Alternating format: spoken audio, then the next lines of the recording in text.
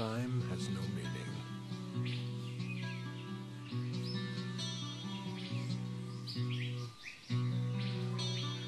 Listening to the soothing sounds.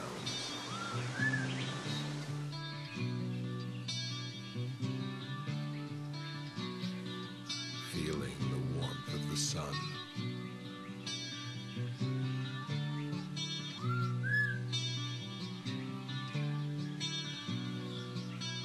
Breathing in the crisp mountain breeze.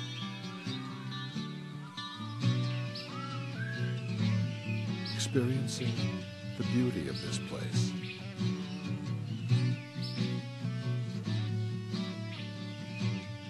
Costa Rica, a land of mystery and adventure. From its exotic flora to its abundance of wildlife, each experience holds a new discovery. However, change is on the horizon. As time passes, the delicate balance between the environment and man becomes more fragile, and the beauty of Costa Rica is threatened.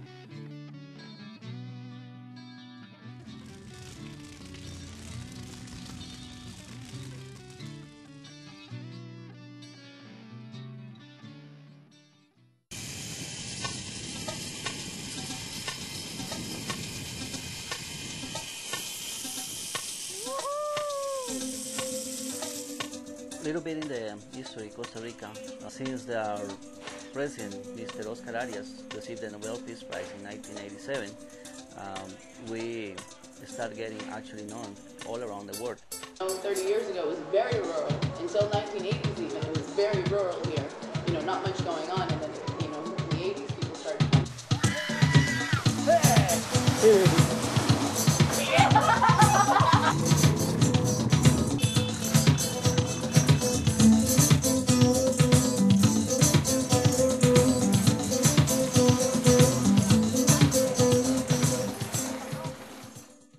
If you want white sandy beaches, you go to the Bahamas.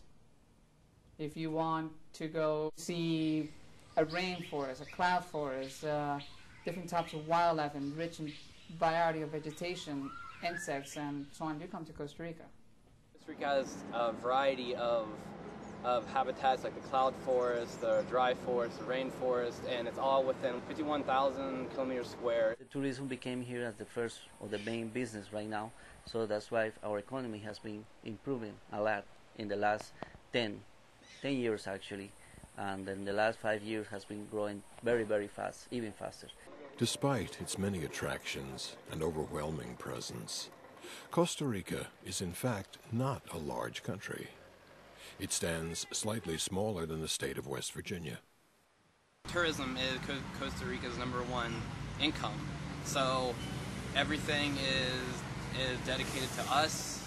Even though we're scientists, we still buy their food, we still buy their clothes, it's all dedicated to us. Developers have taken notice of the locals' eagerness to attract tourists, and they continue to build more hotels and luxury resorts. In our country, always the people has been in a big concern of conservation. One of the things that Costa Rica has and is very proud of is that 80% of their land is protected as a national park. In 1998, the Costa Rican Tourism Board, along with the Ministry of the Environment, launched what is called a certification program. And this was very proactive, and Costa Rica is a leader in that. The Certification for Sustainable Tourism program was designed to differentiate tourism businesses based on the degree to which they comply with a sustainable model of natural, cultural, and social resource management.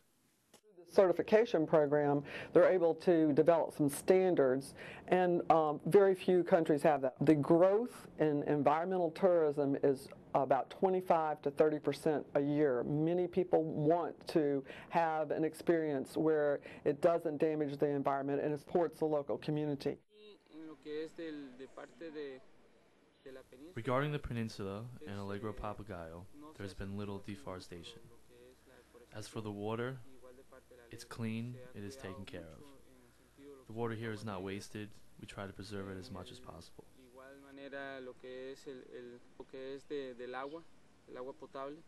I believe that Costa Ricans have realized the wealth that they have in their natural resources, and keeping this in mind, they realize that if they don't take care of these resources, the tourism business that they're getting will not be sustainable. Costa Rica is realizing, for example, in the forest, the trees are more valued, as if you keep it alive, or if you cut a tree. If you cut a tree, you will get money once, but no more. About sustainability to an environmentalist or someone involved in ecotourism, we're talking about sustainability with regard to not damaging the environment, supporting the local community, and doing good things for the culture. What tourism changed was it became the #1 source of income. I saw the dollar go from 200 colones per dollar to 400. It was like, I'm losing money because I had dollars. But one of the things that most Costa Ricans were happy about is that the colon is getting stronger, economy is getting better. Tourism has not only affected the economy, but it has also created a new job market. Jobs that cater to tourists are now some of the most sought after and high-paying. The people that live in the environment are some of the best people to be the tour operators, because they know the flora, the fauna, they can relay the history, and that's very important in order to keep that authenticity of place. Costa Rica Expedition was probably one of the best at it. They would hire biology majors, they would hire history majors, they would hire bird experts, publish authors on topics, so that when they go on the tour, it would be like a complete tour. Here they get benefits in taxes, like free zone parks, where they have the opportunity, for example, to import all of the main materials they need for manufacture, and they don't pay taxes. That's one of the benefits for the companies to come here, do business, and provide jobs. Literacy in Costa Rica is very high right now. It's 97%, which is good in this way. In jobs, that way there's a companies, for example, like Acer, Intel, ABN, even Procter & Gamble, and other companies in services too, doing business in Costa Rica. They'll give money to almost anyone to, do a tourism project, build a hotel or have a restaurant or start a tour company. The banks are giving the money away. Tourism is a double-edged sword. You really have to consider effective planning in order for it to do that, to be a positive impact. For instance, you must work together with the people in the local community and not have all of this tourism be foreign investment. Is tourism a good thing? I think it has helped.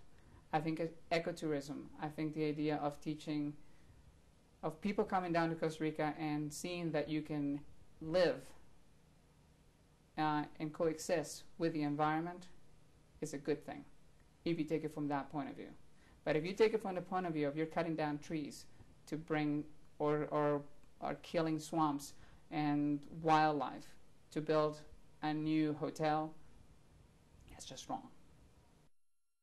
Unfortunately, there are many who are in favor of the tourism revolution. Revenue from tourism increased by $400 million from 2000 to 2005. This increased tourism ignited the arrival of American and European businesses. Built up this infrastructure with all these people, and then it's off-season. What happens to their revenue? And then it makes it difficult for the locals to live. It's in some areas, even in San Jose, Southwest, in Escazú, where the people is actually also getting retired here. They like to be near the city with all the facilities, so they're choosing that area. So in that area where used to be the prices very normal, now are very high. So what is happening, the land in those areas, or the houses in those areas, are getting affordable and not affordable for the locals too. The baby boomers are starting to retire, and they're looking for places to retire outside of the country where they can, their dollar goes farther. And oftentimes they'll end up in very nice gated communities.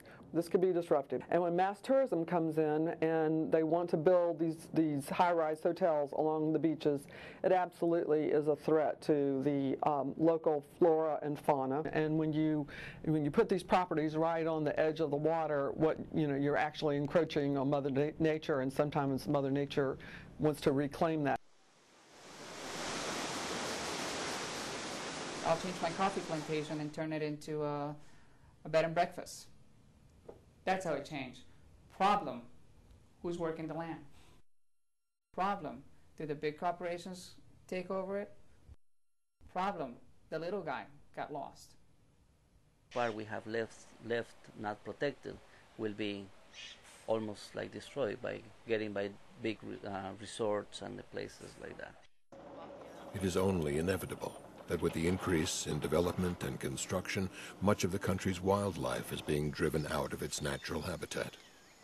It's getting more and more hard to go and find wildlife and see wildlife. That's why even to be a tour guide is a challenge now, to be with bird watchers, to be with the people who want to see what is.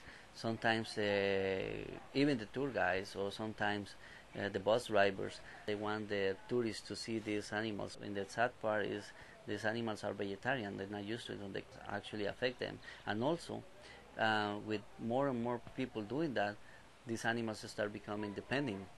Now, Monteverde is also home to, well, was home to the golden toad, which is now pretty much thought to be extinct. Because the overdevelopment there, the forest has been cut for farming, for hotels, for things like that, has been causing a very, very tremendous reduction of the toad population there, including the disappearance of the golden toad. Interestingly enough, you go to a bar, you go to a restaurant. Who's the owner? A Cuban. You go to the beach. Who's the owner? Colombian. The owner? Mostly Americans. Outside people are making this money. The ticos are not making any money off these huge groups that are coming in. The locals get squeezed out of their communities. Americans coming down and setting up bars. It's already having an impact, and it's not necessarily a positive impact. And for me, it's scary sometimes to see how much tourism and ecotourism develop in Costa Rica is growing. You become concerned as a citizen of the world. You know, we have so many beautiful, pristine places where everybody wants to go, but are we going to destroy those for the future? The land of Costa Rica stands at a crossroads. On one side, the tourism boom has helped create and maintain a stable economy. On the other, it has put the environment in jeopardy. Looking in from the outside, Costa Rica appears to have ideal preservation policies. Unfortunately, it is uncertain where the progression of development will lead. Will the coastline soon resemble that of popular tourist destinations? Or will the standards for conservation prevail? There are no clear answers to these questions. The beauty of Costa Rica and the future of tourism are two sides of a double-edged sword. Which one is Costa Rica's future? Only time will tell.